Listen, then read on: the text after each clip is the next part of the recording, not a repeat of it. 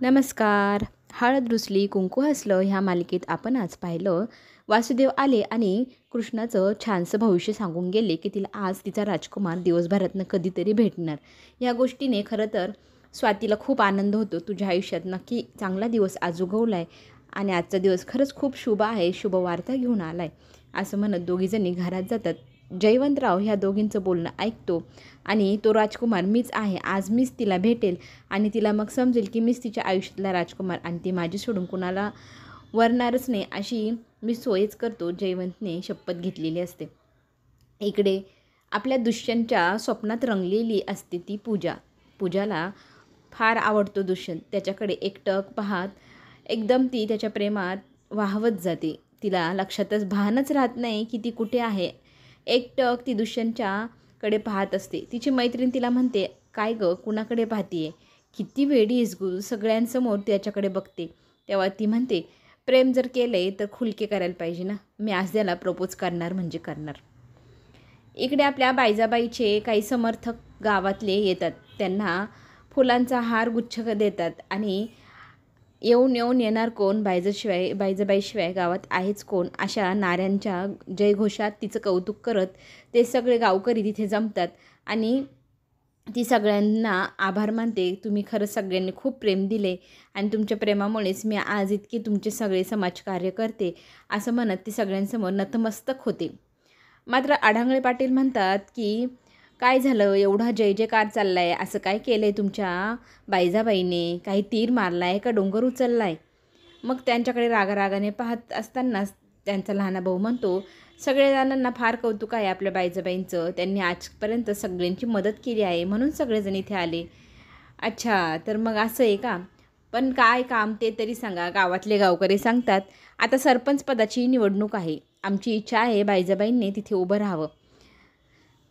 ह्या गोष्टीवर आढांगळे पाटील म्हणतात, काय गरज आहे, त्यांना समाजकार्य करायची सवय, राजकारण त्या करत नाही, त्या नाही उभे राहणार. आपल्याच एखाद्या पार्टीतली चांगली उमेदवार घ्या, महिला राखीव सीट आलं आहे ना, त्यांना उभं करून द्या. बायजाबाईंना समाजकारण करायला आवडतं, राजकारण नाही. मग तीही म्हणते, खरंच मी समाजासाठी फक्त झटणार, मदत करणार, मला राजकारणात अजिबात इंटरेस्ट नाही आणि मी राजकारणात अजिबात प्रवेश पण करणार नाही. मी फक्त आणि फक्त समाजाची सेवा करण्यासाठीच हे सगळं व्रत उचलले. असं कौतुकाने बोलताना आढांगळे पाटीलही त्याच्यात आणखी भर घालतात. आता त्याही नकार देत आहे, त्याच्यामुळे तुम्ही काय करा, आपल्याच एखाद्या कार्यकर्तीबाईंना घ्या आणि त्यांनाच उमेदवारी देऊन टाका. कसं, आपल्या बायजाबाईंना राजकारण आवडत नाही ना. असं म्हटल्यावर ती त्यांच्याकडे रागाने पाहते. तिचा खरं तर संताप लाही झालेली असते, हे मध्ये मध्ये का बोलताय. पण तिथले काही लोक असतात ते बोलतात, नाही बाईजाबाई तुमच्याशिवाय कोणी उमेदवारच नाही, 5 गावाचा तुम्ही कारभार सांभाळतात, तर तुम्ही सरपंच जर झाला तर आपल्या गावाचा किती उद्धार होऊ शकतो. तुम्हीच ह्या उमेदवारीला शोभीशा आहात, जर तुम्ही उभे नाही राहिल्या तर मी माझा जीव देईल. असं म्हणत तो कार्यकर्ता स्वतःच्या अंगावरती रॉकेल ओततो, स्वतःला पेटवून घेण्याची सगळ्या समाजासमोर धमकी देतो. फक्त आणि फक्त तुम्हीच उमेदवार पाहिजे आम्हाला. असं पाहिल्यानंतर लगेचच बायजाबाई पुढे सरसावतात, रडूकांडीला येतात. आमच्यासमोर आमचा एखादा कार्यकर्ता मुलगा असा स्वतःवरती रॉकेल ओतून जीव देणार, मग आमचं या समाजासाठी झटण्याचा उपयोग तरी काय. नाही नाही, माझ्याच्याने भगवत नाही. तुमची इच्छा आहे ना मी उभी राहावी, फक्त तुमच्या ह्या हट्टाखातर मी उभी राहीन, नाही तर मला राजकारणात अजिबात इंटरेस्ट नाही. असं म्हणत ती त्या पदासाठी होकार देते आणि गावकऱ्यांना असं वाटतं, खरंच किती प्रेम आहे ह्या कार्यकर्त्यांचं बायजाबाईवर. बायजाबाई किती करते सगळ्यांचं मन जिंकून घेते ती. तिचं रडकुंडीचा चेहरा आणून सगळ्यांसमोर गोड गोड बोलून सगळेजण मग म्हणतात, आता उमेदवारी फक्त आणि फक्त बायजाबाईंचीच, तुम्हीच निवडून येणार. आढांगळे पाटीलचा संताप होत असतो. त्यांच्याकडे रागाने पाहत ती आतमध्ये निघून जाते. इकडे आढांगळे पाटील त्यांना जरा डाऊट येतो. आढळराव पाटील जातात आणि ते बघतात त्या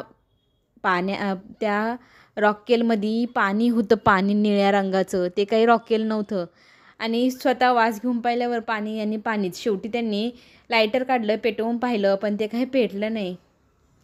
इकडे आपलं ओळखपत्र बनवण्यासाठी झटपट करते कृष्णा. तिला बँकेत खातं खोलायचे, पैसे जमा करायचे, हप्ते द्यायचे आहे, कर्जाचे फेडायचे आहे, त्याच्यासाठी ती झटपटते. आणि जात असतानाच रस्त्यात तिच्या ताईला पोस्टर दिसतं. पोस्टर पाहून ताई म्हणते, तुझा ना नवरदेव असाच रगड असणार, एकदम कोल्हापुरी शेतकरी, आणि तिच्या ताईला ती म्हणते, ताई तू सारखी मला चिडवते, तुला गाडीवरून उतरून देऊ का मी? आता आपण काम काय करायला चाललो आहे, तू सारखं माझं लग्न लग्न का करतेस? महत्त्वाचं काम आहे, ते काम झालं पाहिजे, चल बरं बँकेत जायला वेळ होतोय. इकडे आपल्या पूजाबाई फक्त आणि फक्त दुष्यंतरावांकडे एकटक पाहत असतात. त्यांचं मन त्यांच्यात इतकं रमलं दुसरं काही त्यांना सुचतच नाही. आणि आज मी प्रपोज करणार म्हटल्यावर तिची मैत्रीण म्हणते, जरा घाईच होते असं नाही वाटत का? एवढ्या कमी वेळेत तू त्याला कशी काय प्रपोज करू शकते? पण तिने मनात विचार केला आहे, 200 एकरचं मालक तिला समजले, त्याच्यामुळे ती आता घाई तर करणारच ना. तितक्यात तिची दुसऱ्या कलिग्स येतात आणि त्या म्हणतात, आपल्या ऑफिसमध्ये जितके न्यूकमर्स आले आहे ना 6 महिन्यात, त्यांचं आपण इंट्रोडक्शन घेणार, त्यांच्याबद्दल थोडीशी गोष्ट जाणून घेणार आणि कोण खरं बोलतं आहे कोण खोटं बोलते हे आपल्याला कळेलच. प्रत्येकाचा खरा चेहरा आपल्यासमोर येणार. इकडे पूजा घाबरते. पूजाने स्वतःची ओळख गौतमी अशी सांगितलेली असते आणि मी पुण्याची कोल्हापूरची नाही हेही सांगितलेलं. ओळखपत्र बनवण्यासाठी इकडे कृष्णा केंद्रात जाते. तिथे स्वतःची ओळख सांगू लागते, तिला ओळखपत्र बनवायचं असतं म्हणून. आणि पूजा स्वतःची ओळख इकडे सगळ्यांसमोर सांगू लागते की मला आई वडील आहे, मोठी बहीण आहे, माझं नाव गौतमी आणि मी पुण्याची राहणारी गौतमी होळकर, असं स्वतःची ओळख छानशी करून देते. जणू काही तिचा खेड्याकडे काही संबंधच नाही. आणि त्यात एक मैत्रिणी विचारते, तू न्यूकमर आहे पण तू नवीन तरुण पिढीला काय सल्ला देशील? तर ती म्हणते, सल्ला म्हणजे हाच, जर एखादी व्यक्ती आवडली तर तिला जाऊन थेट सांगायला काय हरकत नाही तू मला आवडतो. नाहीतर आपलं प्रेम आपल्यापासून दूर जाऊ शकतो. त्यापेक्षा ते बोलून व्यक्त करून मिळवलेलं कधीच योग्यच की नाही. मनातली गोष्ट पटकन कोणाला तरी सांगून मोकळं व्हावा. अशी ती दुष्यंतकडे बघून मोठी मोठी वाक्य बोलत त्याला इम्प्रेस करण्याचा प्रयत्न करू लागते. आणि ती किती साधी भोळी आहे, किती प्रेमळ आहे, सगळ्यांसमोर सिद्ध करते. तिचं खोटं रूप कुणालाही समजलेलं नसतं. तिची जुनी फोटोंमधला एक ओळखपत्रातला फोटो सगळ्यांसमोर लावला जातो. आज जरी मॉडेल दिसली असली तरी पहिले कशी दिसायची म्हणून सगळेजण कॉमेडी फोटो म्हणून हसत असतात. तिला खूप राग येत असतो त्या सगळ्यांचा. इकडे ओळख केंद्रावरती इकडे आपली कृष्णा बोटाची ठशी द्यायला आलेली असते. पण इतके कष्ट करून तिच्या हातातल्या बोटांची जी निशाण आहे ती काही केल्या त्या स्कॅनमध्ये स्कॅनच होत नसतात. दुसऱ्या लोकांचा नंबर येत नाही म्हणून ते चिडचिड करू लागतात, आम्हालाही कामं आहे, आम्हालाही ओळखपत्राची अपडेट करायचे, हिचाच जर एवढा वेळ नंबर लागला तर आमचा कधी लागणार? तिची बहीण सगळ्यांना चिडत असते, तुम्ही काम करताय का? आम्ही कधी टाईमपास करायला आलो आहे का? आम्ही पण तेच काम करायला आलो आहे ना. तिची बोटाची ठशी जेव्हा उमटली जाईल तेव्हाच तुमचा नंबर लागेल, थोडा धीर तरी घ्या. 10-20 वेळा ट्राय करूनही तिचा ठसा काही उमटला जात नाही. ह्या गोष्टीने तो माणूस केंद्रावाला चिडत असतो, लवकरात लवकर करा नाही तर नंतर या. पण ती म्हणते, नाही मला ना बँकेत खातं खोलायचं आहे, त्याच्यामुळे माझं काही करून आज ओळखपत्र बनलंच पाहिजे. तो व्यक्ती सांगत असतो तुमचं निशाण होतच नाही आहे, तर मी तरी काय करू? त्यातले त्यात तितक्यात जयवंतराव येतो आणि तिच्या हातावर घट्ट हात ठेवत तिला म्हणतो, आता नक्की येईल बघ, तुझ्या बोटांच्या ठशाची निशाणं माझ्या बोटाच्या ठशांच्या निशाणीशी मिळती जुळते आहे. तुझी आणि माझी ओळख एकच आहे हे तू समजून घे.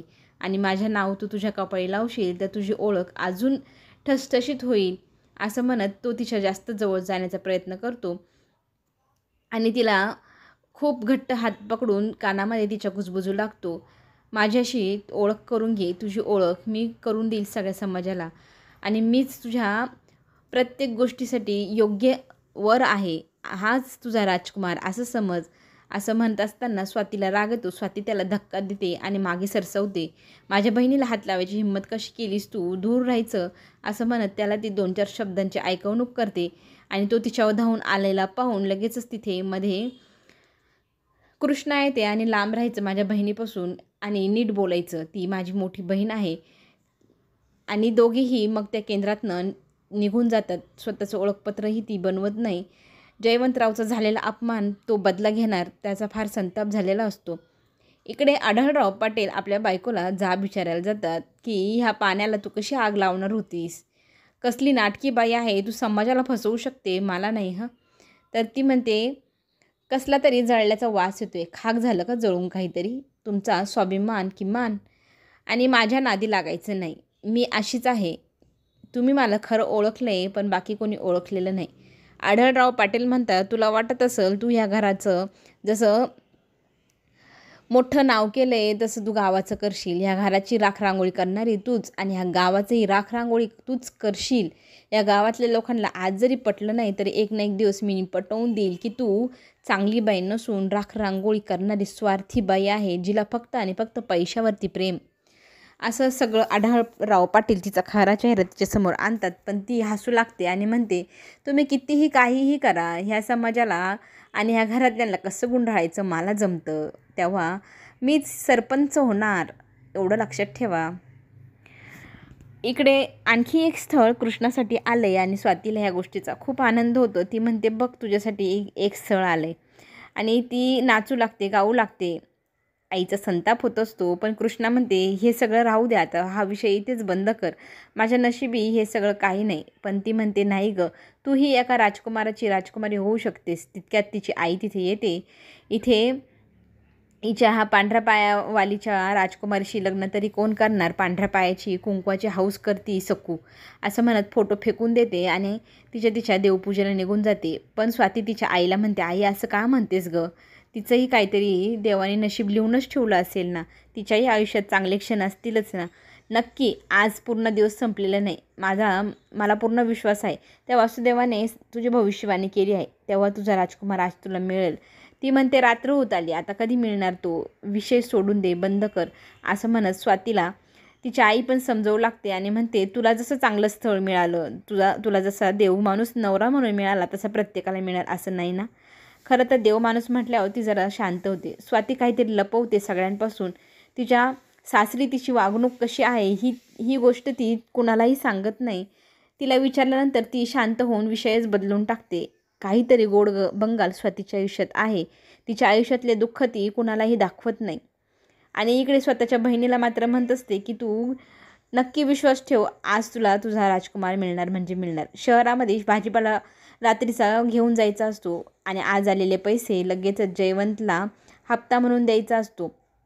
त्यात गाडी भरलेली असते, ड्रायव्हर ते तयार असतो. चला निघूया असं म्हणत तोही गाडीत बसतो आणि पुढे जात असताना त्यांची एका गाडीशी टक्कर होते. टक्कर झाल्यानंतर काही भाजीपाल्याचं नुकसान होतो. ह्या नुकसानीचा संताप कृष्णाला होतो. त्यात दुष्यंत म्हणतो, झाली असेल नुकसान मी भरपाई देतो. 1700 रुपये झाले म्हटल्यावर तो 2000 रुपये देतो. माझ्याकडे सुट्टी नाही, कीप द चेंज.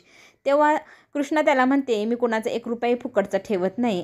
ती त्या बदल्यात त्याला हळद देते आणि आपला हिशोब बराबर असं म्हणत त्याला ती दणका देते. आता ह्या दोघांच्या भांडणाचा पुढे जो काही ट्विस्ट निर्माण होणार आणि कशी हळद रुजते, कुंकू असतं, हे पाहायला आपल्याला सगळ्यांना आवडणार. चला तर मग आपण पुन्हा भेटू. धन्यवाद.